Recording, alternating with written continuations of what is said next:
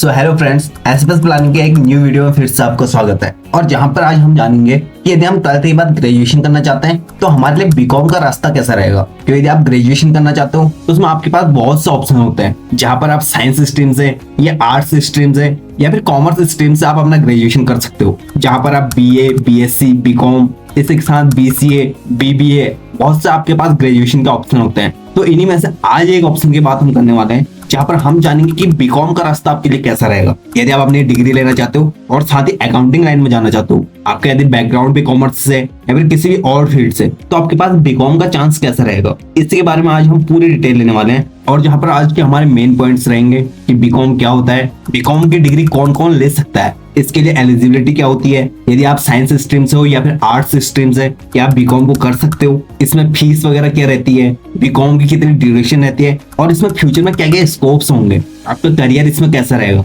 इन सभी पॉइंट्स के बारे में हम यहाँ पर डिटेल में जानेंगे। तो इस वीडियो को एंड तक अपने पूरे 100% के अटेंशन के साथ देखना। इस वीडियो को एक भी पार्ट मिस मत करना, ताकि आपसे कोई भी ऐसी इंफॉर्मेशन छूट ना पाए जो आपको आगे प्रॉब्लम्स दे सके। तो वीडियो को स्टार्ट करने से पहले यदि आप इस चैनल पे नए हो तो प्लीज जल्दी से चैनल को सब्सक्राइब कर लें, क्योंकि सपोर्ट टाइम पे आपका भाई आपको हमेशा सपोर्ट करते रहता है और इसकी आपसे कोई भी वीडियो छूट ना पाए, तो मेक श्योर करें कि आप चैनल को सब्सक्राइब करें। तो चलो आपको बिना टाइम वेस्ट की वीडियो को स्टार्ट करते हैं और बीकॉम के बारे में हम स्टेप बाय स्टेप पूरा जानते हैं। सबसे पहले जान लेते हैं कि बीकॉम का पूरा नाम क्या होता है। आप में से ज्यादातर लोग इसके बारे में जानते भी होंगे, लेकिन जो लोग नहीं जानते उन्हें हम बता देते हैं कि बीकॉम का पूरा नाम होता है बैचलर ऑफ कॉमर्स। यहाँ पर आप कॉमर्स वर्ड से ही समझ रहे होंगे, इसमें कुछ अकाउंटिंग टाइप का होगा। ज्यादातर लोगों के इसके बारे में इंफॉर्मेशन रहती है, लेकिन जिन्हें नहीं रहती है वो थोड़ा सा पेशेंस के साथ इस वीडियो को देखें, हर चीज की आपको नॉलेज मिल जाएगी। तो यहाँ पर बीकॉम का फुल फॉर्म होता है बैचलर ऑफ कॉमर्स। तो इसके बाद अपने नेक्स्ट पॉइंट की बात कर लेते हैं कि यहाँ पर आपकी एलिजिबिलिटी क्या होनी चाहिए। यदि आप केवल 10th पास है या फिर 12th पास है तो क्या आप बीकॉम को कर सकते हो,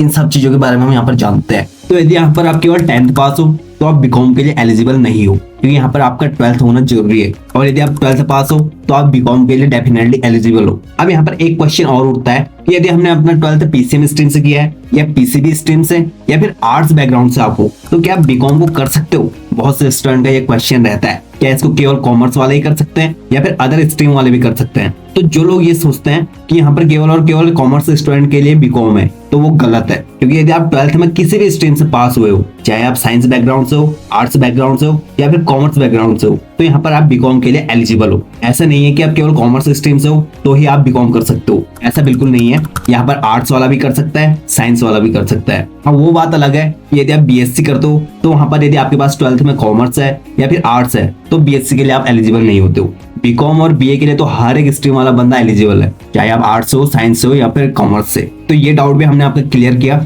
और इसके बाद ये बात कर लेते हैं कि इसकी ड्यूरेशन कितनी होती है। यदि आप बीकॉम करना चाहते हो तो बीकॉम का कोर्स कितने साल का होता है। तो बीकॉम की ड्यूरेशन 3 साल की होती है, मतलब जो बीकॉम के कोर्स की ड्यूरेशन होती है वो 3 साल की होती है। और यहाँ पर जो सेमेस्टर होते हैं वो 6 सेमेस्टर होते हैं, मतलब हर साल में 2 सेमेस्टर। तो आप साल में 2 बार एग्जाम देंगे, 6 मंथ में 1 सेमेस्टर होगा और आफ्टर 6 मंथ 1 सेमेस्टर होगा। तो यहाँ पर तो हमने बात कर ली कि इसकी ड्यूरेशन और कौन कौन इसके लिए एलिजिबल है, साथ ही इसमें कितने सेमेस्टर होते हैं। अब इसमें बात कर लेते हैं कि इसमें एज क्राइटेरिया क्या रहेगा। यदि आप बीकॉम के कोर्स को करना चाहते हो तो इसमें आपकी एज क्या होनी चाहिए, उसके बारे में थोड़ा सा डिस्कस कर लेते हैं। देखिए, जब आप अपना 12th पास करते हो तो उसके बाद आप डायरेक्ट ग्रेजुएशन में जा सकते हो, चाहे आप बीकॉम, बीएससी, बीए में से कुछ भी करो। और उस टाइम पे आपकी मिनिमम एज 17 से 18 साल होती है। तो जैसे ही आप अपना 12th पास आउट करते हो देन आप इसके लिए एलिजिबल हो। यहाँ पर ऐसी एज लिमिट का कोई भी क्राइटेरिया नहीं है। तो यहाँ पर हम अपने नेक्स्ट पॉइंट की बात कर लेते हैं, जहाँ पर हम जानेंगे यहाँ पर सब्जेक्ट क्या क्या होता है। क्योंकि जो नए नए स्टूडेंट होते हैं उन्हें उतना एक्सपीरियंस नहीं होता है, तो उन्हें ये जानना जरूरी होता है कि इसमें सब्जेक्ट कौन कौन से हमें मिलेंगे। तो यदि आप बीकॉम कर रहे हो इसका मतलब कि आप अकाउंटिंग से रिलेटेड या फिर फाइनेंस से रिलेटेड कुछ कर रहे हो, तो यहाँ पर जो आपके सब्जेक्ट होंगे वो आपके इस टाइप के होंगे, जैसे आपका cost accounting, management accounting, business finance, ऐसे बहुत से सब्जेक्ट होते हैं जो कि आपके सेमेस्टर में डिवाइडेड होते हैं। उसके अकॉर्डिंग आपको एग्जाम्स देने होते हैं। इसी के साथ आपके कुछ एडिशनल सब्जेक्ट भी हो जाते हैं जिन्हें आप इन अकाउंट्स के सब्जेक्ट साथ दे सकते हैं। अब बात कर लेते हैं अपने नेक्स्ट पॉइंट की कि यदि आप बीकॉम करते हो तो इसमें आपको फ्यूचर में क्या क्या स्कोप्स मिलेंगे, क्या क्या चीज आप इसमें कर सकते हो। तो इसमें हम एक सीए बन सकते हो, सीएस बन सकते हो, अकाउंटेंट बन सकते हो, सीएमए कर सकते हो या फिर एमबीए कर सकते हो। बीकॉम की मास्टर डिग्री लेने के लिए एमकॉम कर सकते हो। इसके साथ आप मार्केटिंग लाइन में भी जा सकते हो या फिर और भी अकाउंटिंग में बहुत सारे स्कोप्स हैं। तो बीकॉम का जो फ्यूचर है वो बहुत ब्राइट होने वाला है। इसी के साथ आप टैली वगैरह भी सीख सकते हो, क्योंकि टैली भी अकाउंटिंग का ही पार्ट है। और यदि आप चाहते हो कोई भी डिप्लोमा कोर्सेज करो या फिर सर्टिफिकेट कोर्सेज करो तो आप कंप्यूटर कोर्सेज कर सकते हो। उसमें जैसे कि मैंने आपको बताया टैली वगैरह कर सकते हो, इससे आप एक अकाउंटेंट बन सकते हो और अच्छी खासी जॉब ले सकते हो। या फिर कोई भी ऐसा कोर्स कर सकते हो जो आपको शॉर्ट टर्म आपको जॉब दिलाए और वहां से अच्छी अर्निंग हो। तो ये टोटली आपके ऊपर चॉइस है कि आप क्या करना चाहते हो। और यदि आप बात करें कि इसमें आपको सैलरी क्या मिल जाएगी, तो यदि आप फ्रेशर जाते हो और आपको ज्यादा एक्सपीरियंस नहीं है तो आपकी स्टार्टिंग सैलरी 15,000 से स्टार्ट हो जाती है। और जितना आपको एक्सपीरियंस होगा इस लाइन में, जितनी ज्यादा आपको नॉलेज होगी, उसके अकॉर्डिंग आपकी सैलरी ग्रोथ होगी। और यदि आप किसी भी कंपनी में एज ए अकाउंटेंट जाते हो तो वहां पर आपकी स्टार्टिंग सैलरी 30 से 35,000 स्टार्टिंग सैलरी हो जाती है, जो कि बहुत ही अच्छी सैलरी होती है। लेकिन यहाँ पर फ्रेशर की सैलरी इतनी नहीं होती है। यदि आपको 3 से 4 साल का एक्सपीरियंस है तब जाके इतनी सैलरी मिलती है। क्योंकि मैं आपसे ज्यादातर वीडियोस में कहता हूँ कि प्राइवेट सेक्टर में आपका एक्सपीरियंस डिपेंड करता है कि आपको कितना साल का एक्सपीरियंस है। यदि 2 से 2.5 साल का आपका एक्सपीरियंस हो जाता है कहीं कंपनी में जॉब करते हुए, तो वहां पर आपको 20 से 25,000 स्टार्टिंग सैलरी मिल जाती है। और इस साथ ही ये भी डिपेंड करेगा कि आपकी कंपनी कैसी है और उन्हें कैसे एम्प्लॉय की नीड है। तो ऐसे बहुत सारे फैक्टर्स डिपेंड करते हैं जो आपकी सैलरी को ग्रो करते हैं। तो बीकॉम आपका एक ग्रेजुएशन का जरिया बन जाता है जो आपको आगे प्रमोशन दिलाता है और आपकी एक डिग्री बन जाती है। कहीं पर भी आप जॉब करने जाते हो तो वहां पर आप देखते होंगे कि एक ग्रेजुएट बंदा हमें चाहिए। जहाँ पर आपके लिए जॉब के लिए एप्लीकेशन आती है वहां पर ये सब मेंशन किया रहता है, तो वहां पर उन्हें ग्रेजुएट बंदा चाहिए होता है। तो कुछ इस टाइप से आपकी सैलरी ग्रोथ होगी। और यदि हम ये बात करें कि बीकॉम किसे किसे करना चाहिए, क्योंकि ज्यादातर स्टूडेंट कंफ्यूज रहते हैं कि हमें बीकॉम करना चाहिए या नहीं करना चाहिए, तो यदि आप कॉमर्स बैकग्राउंड से तो आप डेफिनेटली बीकॉम के रास्ते को चुनें, क्योंकि इसमें आपको ये बेनिफिट होगा कि आपने ऑलरेडी स्कूल स्टडीज में इसकी पढ़ाई करी होगी, इसलिए आगे आपके लिए आसान हो जाएगा। और यदि आप किसी भी और बैकग्राउंड से हो, साइंस बैकग्राउंड से या फिर आर्ट्स बैकग्राउंड से, तो भी आप इसे कर सकते हो। लेकिन ये आपके चॉइस पे डिपेंड करेगा। यदि आपका इंटरेस्ट हो अकाउंटिंग लाइन में जाने का तो आप जा सकते हो। यदि आपके पास फाइनेंशियल प्रेशर है, आपकी फैमिली के पास फाइनेंशियल प्रेशर है, तो आप इसको ज्वाइन कर सकते हो। और यदि आपने पहले से ही सोचा है कि आपको आगे जाके अकाउंटिंग लाइन में ही जाना है,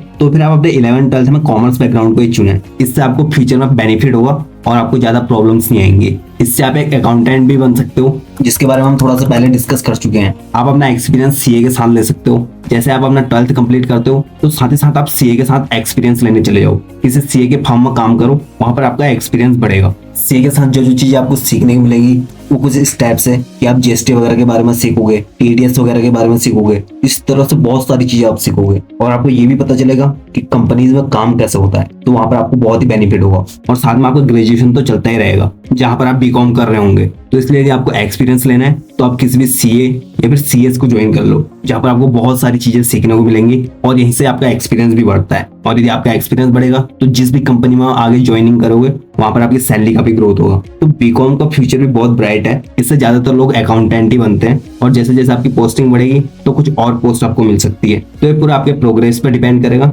आपकी चॉइस पे, आपके इंटरेस्ट पे डिपेंड करेगा। तो आज की वीडियो में हमने यही जाना कि यदि आपको बीकॉम करना है तो उसमें क्या क्या एलिजिबिलिटी होती है, क्या क्या चीजें आप इसमें कर सकते हो, उसका पूरे प्रोसेस हमने आपको बताने की कोशिश करी। और आपको लगता है कि कोई भी पॉइंट इसमें मिस हो चुका है तो प्लीज कमेंट में उसका डिस्कशन जरूर करें। और यदि वीडियो अच्छी लगी हो तो दूसरों के साथ भी जरूर शेयर करना। और इस चैनल पे यदि नए हो तो प्लीज चैनल को सब्सक्राइब जरूर करें, क्योंकि सपोर्ट टाइम पे आपका भाई आपको हमेशा सपोर्ट करते रहता है। और हमारी वीडियो को देखने के लिए आपका बहुत बहुत धन्यवाद।